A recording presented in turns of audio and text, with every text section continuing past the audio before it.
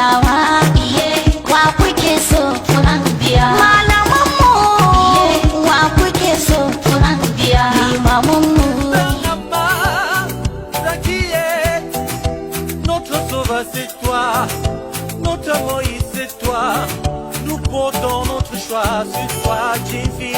Du 237, pays de Samuel, au pays de Rocheville, nous avons besoin de toi. Le franquisme ne passera pas. Vous voulez continuer à étudier notre billet. Vous êtes sucré avec le père. Vous voulez conserver les acquis en continuant à utiliser le fils. Parce qu'un billet empêche un autre. Moi, je suis contre le franquisme. Franck Biya ne peut pas être président au Cameroun. Si Franck Biya est président au Cameroun, ça veut dire que les gens là vont continuer. Ils vont encore bouffer le Cameroun pendant 40 ans. Non. Le règne de la médiocrité va encore perdurer. Pour 40 ans encore. Moi, je suis contre le franquisme. À ce supporter de Franck Biya, j'aimerais poser quelques questions. J'aimerais poser quelques questions à ceux-là qui disent que non, que Franck Biya est le prochain président du Cameroun. J'aimerais poser quelques questions. Première question.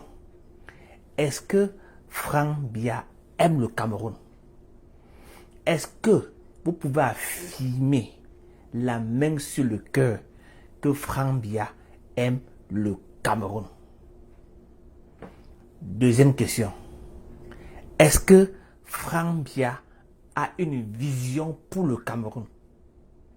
Je vais répéter.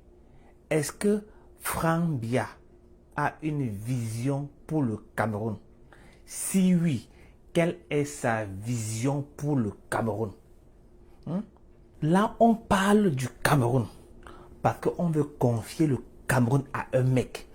J'aimerais savoir si Franck Biya a une vision pour le Cameroun. Si oui, quelle est sa vision pour le Cameroun? Troisième question. J'aimerais que vous me donniez 5 raisons. 5 raisons pour lesquelles vous voulez que Franck Biya soit président. 5 raisons pour lesquelles vous voulez que Franck Biya soit président. 5 raisons. Si 5 c'est beaucoup, donnez-moi une seule raison pour laquelle vous voulez que Franck Biya soit le président du Cameroun. Juste une raison. Quatrième question.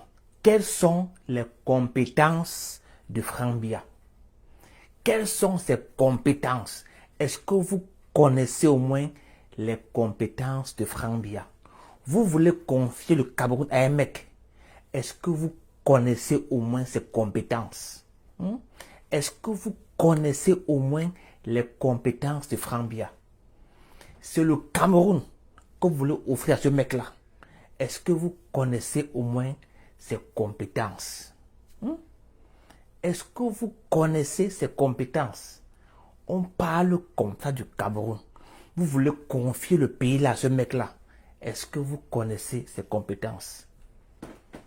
Il ne suffit pas seulement de dire Franck Biya est très beau, il est très beau, il est beau, il est élégant, c'est un beau mec. Il ne suffit pas de dire cela. Mais quelles sont ses compétences? Vous savez, même dans une entreprise qui a un chiffre d'affaires de 200 000 francs, avant d'embaucher quelqu'un, on cherche au moins à connaître ses compétences. On ne le prend pas là juste pour l'essayer. On cherche au moins à connaître ses compétences avant de l'embaucher. Vous voulez confier le Cameroun à Franck Biya. On parle là du Cameroun. On parle du Cameroun. Quelles sont ses compétences? Il a déjà fait quoi? On a vu. Ouais. J'aimerais qu'on puisse réfléchir normalement, comme des Camerounais. Comme des Camerounais. Il y a des gens même pour prendre chez eux un boy, une babysitter ou un gardien, ils cherchent à connaître la personne. Ils ne prennent pas comme ça au hasard pour dire que non, viens garder mes enfants, viens faire ma cuisine, viens garder la maison. On cherche à connaître la personne avant de l'embaucher. Vous voulez confier le Cameroun à Franck Biya. Quelles sont ses compétences?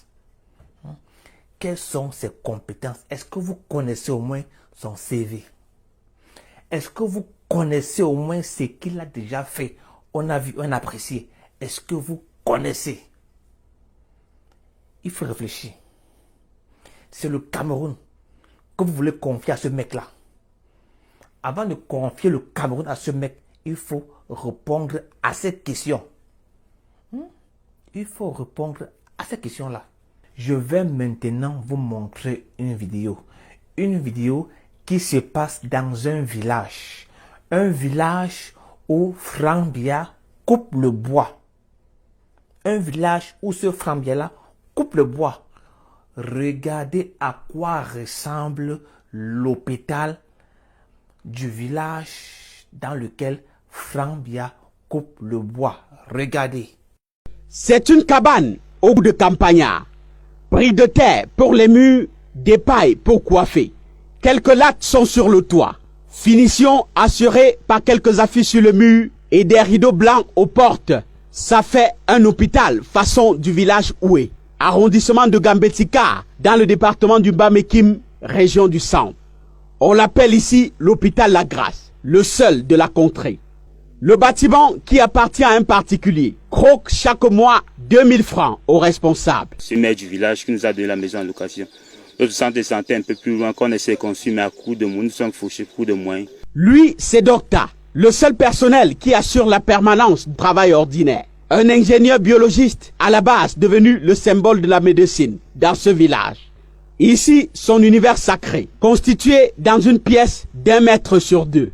Juste une table, un fauteuil de fortune et une pharmacie d'urgence. De quoi se débrouiller face aux souffrances des patients. Quand on arrive de son peu, il nous accueille vraiment, mais ce qui est marrant chez lui est que il y a certaines maladies qui n'ont pas tout de ce produit. Deux lits ici, encore sans malade. Mais la file, soit un hangar naturel, est en attente de consultation. C'est la routine pour l'homme soignant. Par jour, on peut dire on reçoit en moyenne 4-5 malades. Il y a les cas de blessures, il y a le typhoïde, un peu plusieurs maladies quoi. Tout cela passe par la débrouillardise. Difficile de croire qu'on est là dans l'un des fiefs de l'exploitation forestière au Cameroun. Les exploitants qui scient jusqu'au bois sauvage, qui portent en grume, mais ils n'arrivent pas à nous. On en perd assurément le verbe, soucieux de l'avenir et de la santé de ces gamins. Vous-même, vous avez vu l'hôpital dans un village où Franck Biya coupe le bois. Franck Biya fait des millions par jour en coupant le bois dans ce village-là. Le gars n'arrive même pas à construire un dispensaire dans ce village. Dans le village dans lequel il coupe le bois. Je n'invente rien. Vous-même, vous avez vu le soi-disant hôpital. Les gars font avec ce qu'ils ont. Et chaque jour, Franck Biya coupe le bois dans ce village-là. Et il n'arrive même pas à prendre soin de ces villageois. Et est-ce que le gars va donc prendre soin du Cameroun? Est-ce que le gars va donc prendre soin des Camerounais? Est-ce que le gars va bien gérer le Cameroun? On parle du Cameroun. On parle comme ça du Cameroun. Vous-même, dites-moi, vous voulez vraiment confier le Cameroun à ce mec-là? Répondez-moi sincèrement, vous voulez vraiment prendre le Cameroun, notre Cameroun, le confier à ce mec, à un mec que personne ne connaît. On ne connaît pas ses compétences, on ne sait même pas s'il a une vision pour le Cameroun, on ne sait pas s'il aime le Cameroun, on ne sait pas s'il aime les Camerounais. On ne connaît même pas la vision que ce mec a pour le Cameroun. On ne connaît pas ses compétences. Vous voulez prendre le Cameroun et confier à ce mec. Je vous dis bravo. Je vous dis bravo. Bravo. Bravo. Bravo.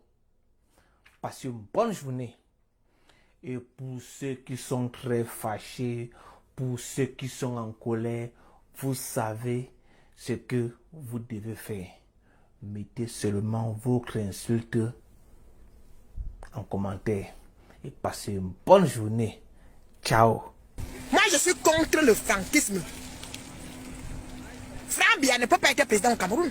Ça veut dire qu'un Biya en cache un autre. On a fini avec le père, on continue avec le fils. Les choses qu'on a vues au Gabon, les choses qu'on a vues au Togo,